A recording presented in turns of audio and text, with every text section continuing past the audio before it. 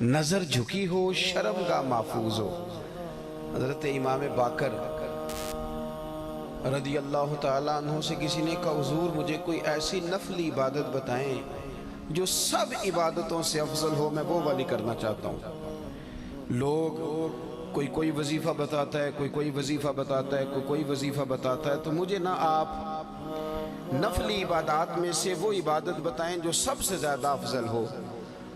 تو امام باقر رضی اللہ تعالیٰ عنہ فرمانے لگے رزق حلال کمایا کر اور شرمگاہ کی حفاظت کیا کر، یہ سب عبادتوں سے افضل عبادت ہے۔ ان دو چیزوں پر توجہ دے۔ پتہ کیا ہوتا ہے کہ انسان جب کسی چیز کو دیکھتا ہے نا، یہ جو حکم دیا گیا نا نظریں جھکا کے رکھو، جب انسان کسی چیز کو دیکھ لیتا ہے اور پھر اسے بھا جاتی ہے، پھر اس کے لیے انسان کا ذہن، دل، طبیعت منصوبہ سازی کرتی ہے۔ مجھے کوئی چیز اچھی لگ گئی، کوئی پہننے کی گھڑی اچھی لگ گئی، تو اب وہ سب سے پہلے میری نظر نے دیکھی ہے، میری نظر اس پہ ٹکی ہے، تو اب میں کوشش کروں گا، پوچھوں گا کتنے کی ہے، پھر میں کوشش کروں گا کہ اتنے پیسے جمع ہو جائے تاکہ میں حاصل کر سکوں۔ میرا سارا ذہن، میری صلاحیتیں کوشش کریں گی کہ وہ گھڑی حاصل کر لی جائے۔ ہمیں یہ جو حکم دیا گیا تھا نا کہ بد نظری سے بچو، اور بد نظری سے مراد صرف عورت کو دیکھنا ہی بد نظری نہیں۔ علماء سے مسئلہ پوچھ لیجئے گا، بے ریش خوبصورت لڑکا اس ذہن میں بہت سے وسوسے شیطان پیدا کر دیتا ہے۔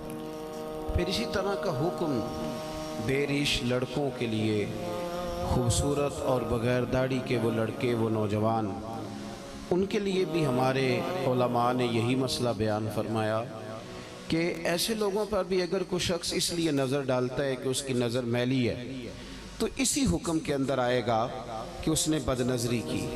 نبی رحمت صلی اللہ تعالیٰ علیہ وسلم نے نا اس کے سد باب کے طور پر، آپ مہربانی فرمائیں جی یہ کیمرے شیمرے، یہ ویڈیوز، یہ اسی کو سارا کچھ نہ سمجھ لیں، یہ مائک چلنا چاہیے اور لائٹ آن رہنی چاہیے، اس کے علاوہ باقی سارے کام ہوتے رہتے ہیں۔ اللہ تعالیٰ آپ کو خوش رکھے اور میری بات پر آپ توجہ دیں۔ دوستو، ہمیں اس کے سد باب کے طور پر چند چیزوں کا شریعت اسلامیہ نے حکم دیا۔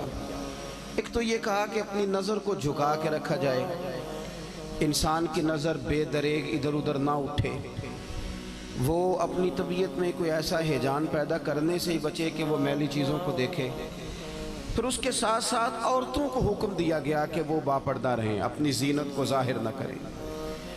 ہمارے زمانے کے اندر عورتیں اپنی زینت کو ظاہر کرنے میں اس قدر زیادہ عروج پکڑ گئی ہیں کہ کوئی انہیں منع کیا کرے، وہ لوگ جنہوں نے منع کرنا تھا وہ خود اس جرم میں شریک ہو جاتے ہیں۔ عورت کے لیے یہ حکم تھا کہ وہ بن سنور کے باہر نہ نکلے، اپنی زینت اپنے خامند کے علاوہ کسی پر ظاہر نہ کرے۔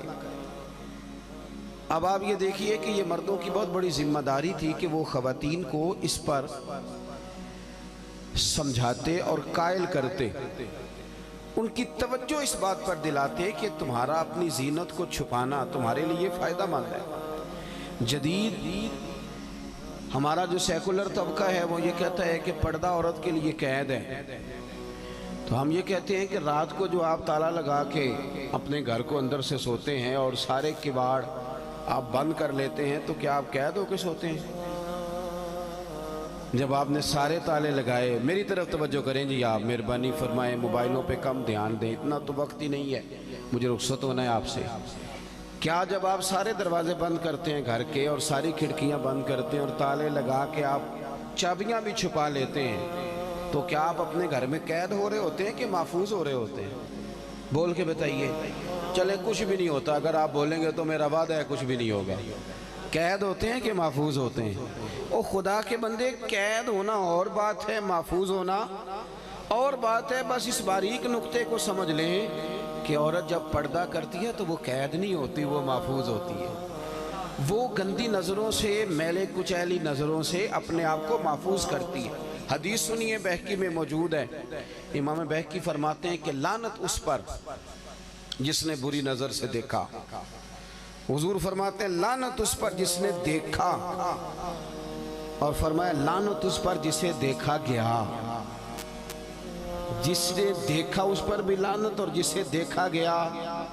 इसका क्या मतलब है? इसका मतलब ये है कि जो बंदा बन सवर कर तैयार होकर, जो औरत बन सवर कर तैयार होकर बाहर निकली ही इसलिए थी कि मुझे देखा जाए, उसके जहन में ये बात थी मुझे देखा जाए, तो हुजूर फरमाते हैं इस पर भी लानत हो।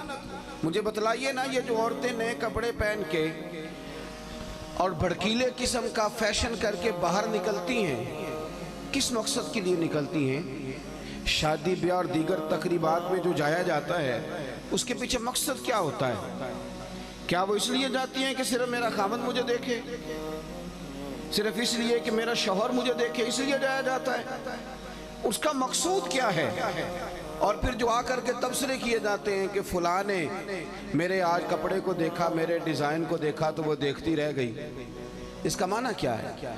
कुछ जगह तो ऐसी हैं ना मेरे भाई, जहां हम गैर मोहतात होते हैं तो हालात खराब होते हैं। इको जरा कम करेंगे। कुछ जगह तो ऐसी हैं जहां हम पहले खुद कोई ऐसी चिंगारी जलाते हैं कि जिससे फिर लावा पकता है और हालात खराब होते हैं। तो पर्दे का जो खास हुक्म था, पर्दे के ताल्लुक से जो खास चीजें थी, मुझे आप क्या लेने दें, आज आप क्या लेने दें कि वो पाबंदी दीनदार लोग भी नहीं कर सके। उन्होंने भी तवज्जो नहीं की, उन्होंने भी ख्याल नहीं किया। मसलन एक इस्लामिक प्रोग्राम चल रहा है और दीनी सवाल और जवाब हो रहे हैं, और मुफ्ती साहब ने और अल्लामा साहब ने और फलाने साहब ने बताने, तो वो कोई लड़का भी पूछ सकता था उस प्रोग्राम में लड़की का क्या काम था। उसको एज ए स्पेशल बिठा के उससे सवाल जवाब करना माना क्या है? समझ नहीं आती बात की, मतलब क्या है इस बात का भाई। और फिर लोग दलील के तौर पर पेश करते हैं जी फलाने साहब भी बैठते हैं। तो मैंने कहा फलाना साहब दीन के लिए दलील नहीं है, दीन के लिए रसूल पाक की ज़ात दलील है। नबी करीम सल्लल्लाहु ताला अलैहि वसल्लम ने जहाँ हद फासिल कायम कर दी है, वहाँ उस हद को कोई भी तोड़े, वो मैं भी तोड़ूं तो गलत हूँ, कोई भी तोड़े। इसलिए कि मेयार हुजूर की ज़ात। पिराने उज़ाम का सिलसिला है, पिराने तरीक़त का, तो अल्लाह खैर फरमाए, उनका भी अलग माहौल है। वो साहिबाने तरीक़त भी कहते हैं कि बेटियां होती हैं जी, मुरीदनियां बेटियां होती हैं। आपके पास तो इसकी नस कोई नहीं ना, लेकिन नबी पाक की अज़वाज मोमिनों की माएँ हैं। इस पर तो कुरान की नस मौजूद है ना कि वो मोमिनों की माएँ हैं तुम्हारी। तुम तो कह रहे हो ना बेटियां होती हैं, बेटियों जैसी हैं, हो गई तुम्हारी बात, तुमने कर ली, पर इस पर तो नस मौजूद है ना, इस पर तो कुरान मजीद की वाज़े बय्यन मुहकम आयत मौजूद है ना कि ये नबी करीम की जो अज़वाज हैं ये मोमिनों की माएँ हैं। लेकिन हज़रत उम्मे सलमा रज़ी अल्लाह ताला अन्हा फरमाती हैं, हम बैठी हुई थी तो नाबीना सहाबी हज़रत अब्दुल्ला इब्ने मखतूम आए, तो नबी करीम ने फरमाया पर्दा करो। पीर साहब ये माँ है मोमिन की, और वो माँ जिसे कुरान ने माँ कहा है, हुजूर ने फरमाया पर्दा करो। एक मसला जरा और भी देखना, यहाँ एक बात और भी समझना, पर्दा करो या रसूलल्लाह वो तो नाबीना है। तो नबी पाक अलैहिस्सलाम ने फरमाया तुम्हें तो नजर आ रहा है ना। एक बात और जरा यहाँ ठहर के समझना कि सिर्फ मर्द ने ही नहीं रुकना औरत को देखने से, औरत ने भी रुकना है मर्द को देखने से। हुजूर ने फरमाया तुम पर्दा करो, तुम अपनी आंखों को रोको। माना क्या है कि अगर मर्द ने औरत को, मतलब वो बीबी कहती है जी मैं बापर्दा हूँ, आप किस किस्म की बापर्दा है? कहती मैं बुर्का पहनती हूँ, नकाब भी करती हूँ, फिर सारा बाजार घूमती हूँ, फिर मैं सवेरे कोने शुरू होती हूँ और आखिर तक जाती हूँ। भाई ये कौन सा बापर्दा मिजाज है? ये कौन सा बापर्दा मिजाज है कि आप हर दुकानदार के साथ जाके बहस करती हैं, हर एक के साथ कलाम करती, हर एक को बताती हैं कि फलां मौके पर फलां चीज़ भी मैं लेने आई।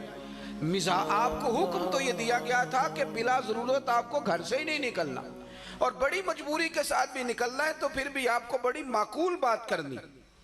और फिर कुरान मजीद ने तलकीन की कि औरत मीठी बातें भी नहीं करेगी। मर्द के लिए हुक्म है ना कि वो बड़ा मीठा बोले, अच्छा बोले, लेकिन औरत अगर गैर महरम के साथ बात कर रही हो तो मीठा ना बोले, ऐसा लहजा इख्तियार ना करे कि सामने वाले को दिलचस्पी पैदा हो। اور اس کے دل میں کوئی کجی آئے، وہ دو ٹوک سی مختصر سی جامع سی بات کرے، مدعات جتنے کم لفظوں میں بیان کر سکتی ہے وہ کرے۔ کیا کروں، میری سوسائٹی